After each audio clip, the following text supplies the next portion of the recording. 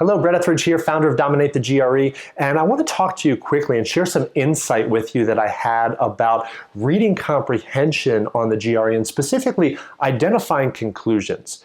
You know, as you're probably aware by now, some reading comprehension questions on the GRE are very much comprehending what you're reading, answering questions about details in the passage or main ideas.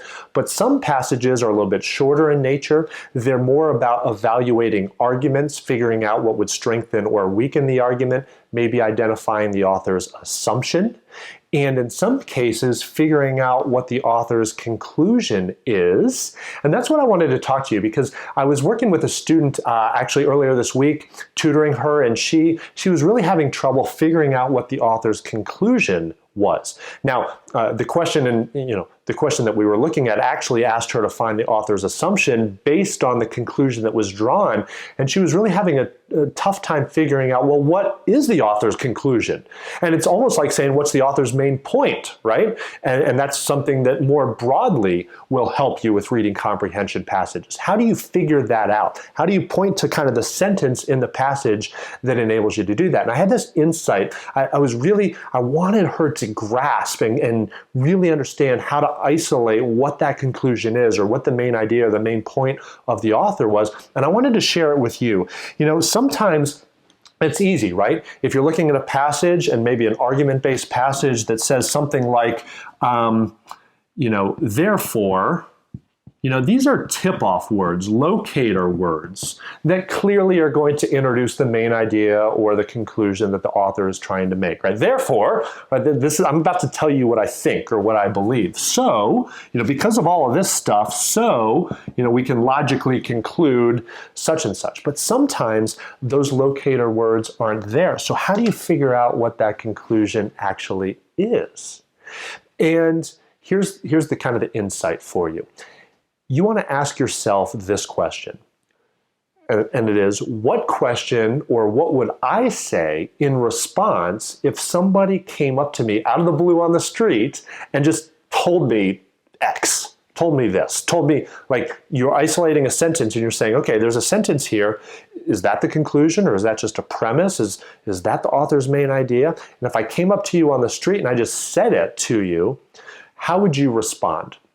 And if you would ask, really, well, why do you say that? Or really, like, why do you think that? Why do you believe that? That's a tip-off that I've just made my conclusion, right? Here's a perfect example. Let's say I came up to you completely out of the blue on the street, and I just said, hey, John, hey, Sally, hey, Lynn, guess what? I'm about to go to graduate school, and going to graduate school is going to dramatically increase my financial prospects. I'm really excited. If I came up to you out of the blue and said that, how would you respond? What would you say? You'd probably say, oh, that's cool. I'm glad you're going to graduate school or business school, but why do you think that? Why do you think that's going to help your financial prospects? Isn't that a logical response? You have no evidence on which to evaluate that. I mean, you might have some of your own ideas about whether or not graduate school or business school is going to be financially rewarding, but all I've done is said, hey, I'm going to graduate school and it's going to improve my financial prospects. A logical response is, really? Why do you think that? Why do you say that? Now I have to supply the facts to prove my point. Does that make sense? So that is the tip-off that I have just given you the conclusion. So if you're reading a sentence in a passage, in an argument on the GRE, ask yourself that question in isolation. If somebody just said this to me, how would I respond? Kind of the flip side of that coin is, what if I came up to you on the street and I just said, hey, John, I just read a really interesting study that people who go to graduate school, their salaries increase about 20% upon graduation. How would you respond to that? You'd probably respond, wow, that's pretty cool. Maybe I should think about going to graduate school, right? Tell him about Brett Etheridge and Dominate the GRE if he needs to get in. But no, but seriously, like, that's just a fact that you wouldn't say, really, why do you believe that? He'd say, I just told you there's a study. Like, the study just said that's the case. So maybe I would doubt the study, but that doesn't really get us anywhere. The point is, it's a fact. People who go to graduate school or people who go to business school, their salary goes up 20%. Now I can use that and draw a conclusion. So maybe I should go to graduate school. Maybe I should go to business school. That would then be my conclusion, right?